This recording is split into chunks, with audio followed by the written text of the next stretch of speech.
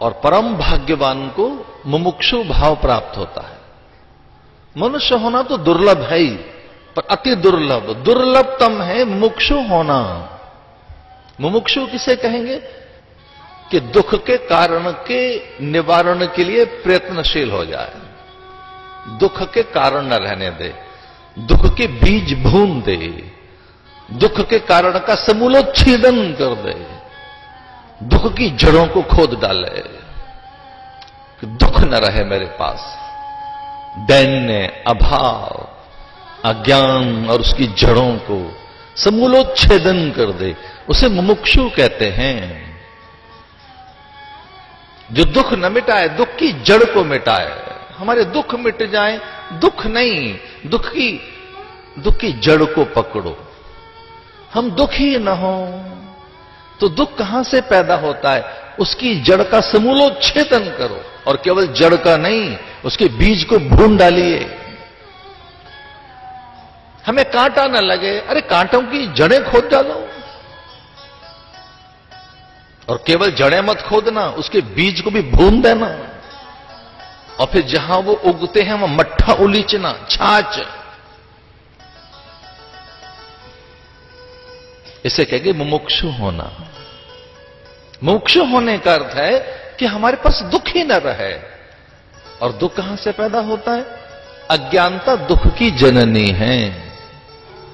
मुमुक्षु उसे कहते हैं जो अज्ञानता की जड़ को खोद डालता है।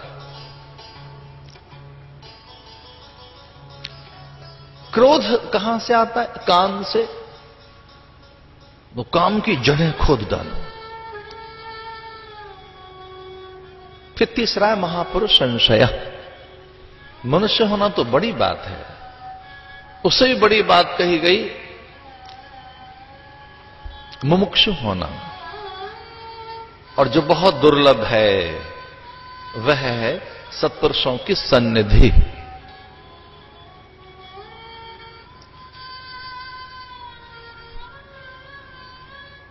फिर वहां संभावनाएं जगती हैं। ऋतु की अनुकूलता हो, धरती में उर्वरा हो, तो बीज में अंकुरण की संभावनाएं जगती हैं। ऋतु की अनुकूलता, धरती का गीलापन, उर्वरा धरती में उपजाऊ प्रकृति, कहीं धरा में उर्वरा हो, उन्नत उर्वरा, ऋतु की अनुकूलता हो, बीज उत्तम कोटि का हो, ठीक समय में उसे धरती में डाल दिया गया हो, तो फिर एक अच्छे उत्पादन की संभावनाएं रहती हैं। बीज तो अच्छा हो, लेकिन बंजर भूमि में डाला जाए, भूमि बंजर हो, तो बीज की संभावना नहीं रहती। ऋतु की अनुकूलता न हो, प्रकाश न मिले, उर्वरा न हो, उन्नत कोटि की खाद न मिले, और ऐसे बीज फेंक दिया गया है धरती के ऊपर, तो बड़ी फसल की संभावनाएं नहीं बनेंगी। इसे जीवन एक खेत की तरह से है, जिसमें सत्कर्मों की फसल ली जाती है, शुभ कर्म बोए जाते हैं, सत्संकल्प जगाए जाते हैं, और जीवन को एक दिशा दी जाती है। दिशा, मनुष्य को जन्म से ही ये दो चीजें प्राप्त हैं, पशुओं को प्राप्त नहीं है, वनस्पतियों को, परिंदों को प्राप्त नहीं है, मनुष्य को प्राप्त है दो चीजें, जिनसे वो अपनी दिशा तय करता है, दशा तय करता है, अपने लिए अगला शरीर तय करता है, अपने लिए सुखद परिणाम तय करता है।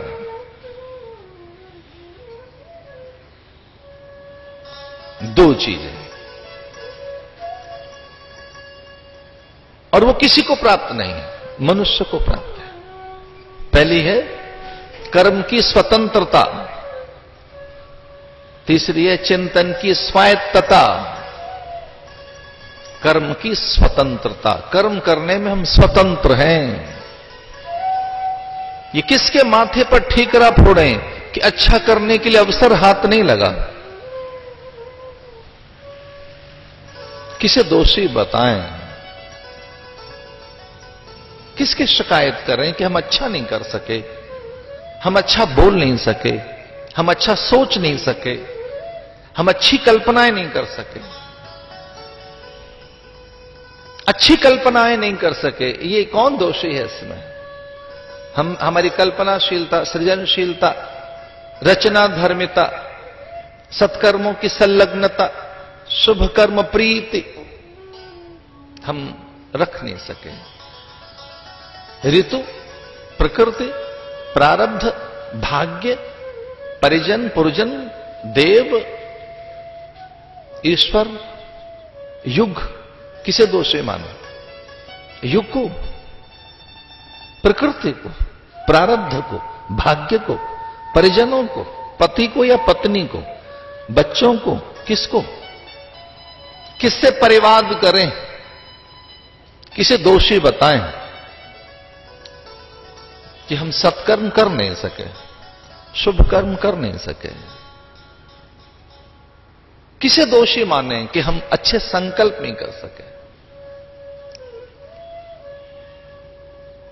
कर्म की स्वतंत्रता,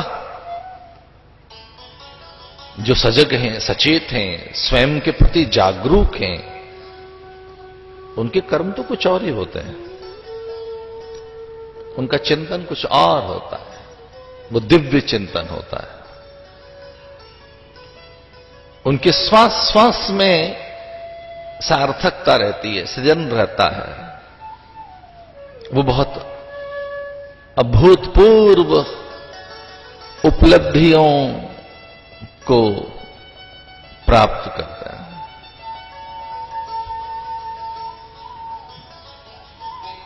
इसे बड़ा जीवन है यह।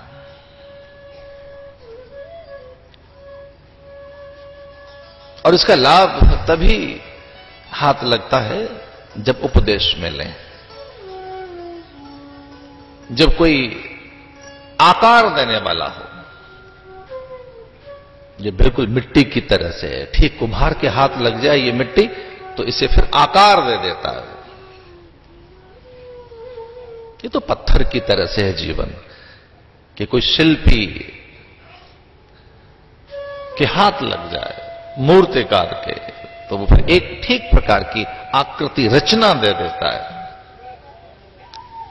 सूखी समेदा हाथ में लेकर साधक ऋषियों के पास पहुंचते, ब्रह्मज्ञानी सदगुरु के पास, श्रोत्रिय ब्रह्मनिष्ठ के पास सूखी समेधा देखकर समझ जाता ऋषि, समझ जाते ब्रह्मज्ञानी कि ये समर्पित होने आया है, उसे उपदेश देते हैं। जिसके हाथ में दूर्वा,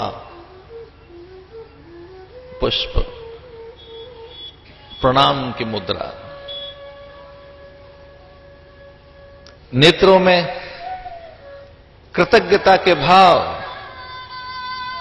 ऋषि समझ जाते कि कुछ जानने आया है, और फिर उपदेश आरंभ होता।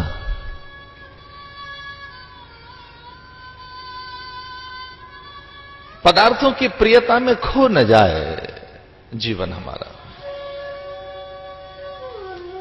बड़े कार्य के लिए उसकी सिद्धि कीजिए। जीवन सफल बने, मैं यहां तक नहीं मानता, सामान्य चीजें, सफलता तो ये सार्थक बने, ये धन्य बने, कृतकृत्य हो, ये आदर्श बने जीवन।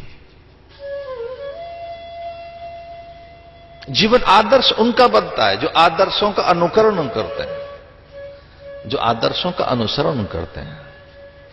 रोल मॉडल आपके सामने नहीं है तो कुछ बन नहीं पाओगे। आदर्श बड़ा हो आपके सामने, बड़ा आदर्श होगा, उसका अनुकरण हो, अनुशीलन हो, उसके प्रति गांभीर्य हो, श्रद्धा हो। और इतना कहां है आज? जीवन के प्रति कौन गंभीर है आज? सिंसियरिटी है कहां? ऑनेस्टी है कहां अपने प्रति?